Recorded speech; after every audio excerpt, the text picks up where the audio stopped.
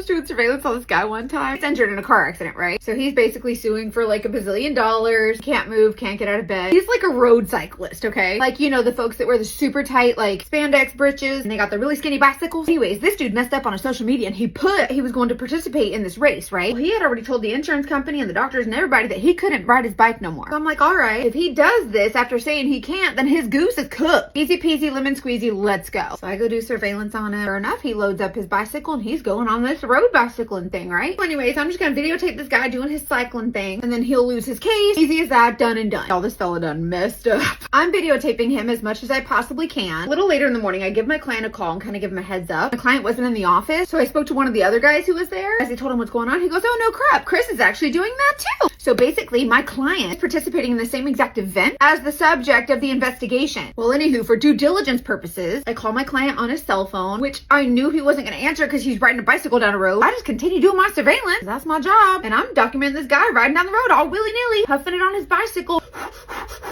Y'all, nobody could have planned this chain of events better than the Lord himself. I find this area on the Pinellas Trail where I can see all the bicyclists for miles, right? I can just videotape this guy to kingdom come. Because the video is what helps prove if they're lying or not, right? Y'all, there were these two women that were running down the road, like jogging, like for exercise. Well, my guy was riding like in a small group. Every single one of them dudes in this group, they turn and break their necks looking at these ladies running, right? And then in slow motion, a dude in one of the front bicycles lost control, falls off his bike, rolls over the handlebars. My dude and all the other dudes in this group start rolling over each other. Like, it is just calamity. Well, then the other bikers start rolling up, right? And lots of them kept riding around him. I don't know what the rules are or the etiquette, but then there were a couple people who stopped. They were helping, which, I don't know, seemed like the right thing to do. Anyways, later I find out that one of the people that stopped was my client, the one who was in the same event. Anywho, I'm getting all this on video, right? The whole thing. I turn it in and my case is done. By the way, it was hilarious, but only because nobody really got hurt. Like, everyone picked up their bikes and moved on. Well, a couple months later, I'm talking to the client about another case, and I find out that this guy has amended his claim, which I didn't know you could do that, but whatever. He's adding more injuries to his claim and he wants more money. And of course, he's saying it's all from the car accident. Well, because my client had participated in the same event, they wanted to avoid any aesthetic of like a conflict of interest, so they were going to settle out of court. Well, Lance Armstrong over here says, nah, I'm not settling. Y'all are going to pay me. That's not enough. And it was a huge chunk of money. If you ask me, this guy's getting a little big for his britches. A little greedy maybe. Anyway, so they're like, all right, bet. So they take it to court. I go in, testify to my video, right? So my video is being played in front of a jury and I didn't notice before now, and I don't even know if the client did. And my guy was riding his bicycle past the two young ladies, actually reaches down with one hand and like adjusts himself or his shorts. You know what I mean? When guys do the thing and they're like adjusting, but imagine doing that on a highway on a bicycle. And as he was adjusting himself, he's looking back from ogling these girls and instant karma causes the crash himself. He actually started to lose control, causing the guy in front to instinctively look back, which made him flip over his handlebar and cause the chain reaction. Well, anyway, dude loses his judgment except for the medical stuff, right? Basically, he pocketed like $0. And because of the conflict of interest of my client participating in the same event, he was going to be a millionaire. Walk out with a fat check, but he got greedy and wanted more. And I have to add this. The subject's wife was in the courtroom when they were showing the video of the subject ogling the women, and she was dead ass, like straight face. But later on, what the client told me was that she later cussed him out in the hallway of the courthouse, called him a greedy pervert. And just now before I started recording this, I looked it up on public records and I saw that they're divorced. He's actually remarried to a very wealthy man and he's a personal injury attorney. My having a conflict of interest would have been like a huge blessing for him. This is a really great example of how being a little greedy and having a sense of entitlement really bites you in the ass.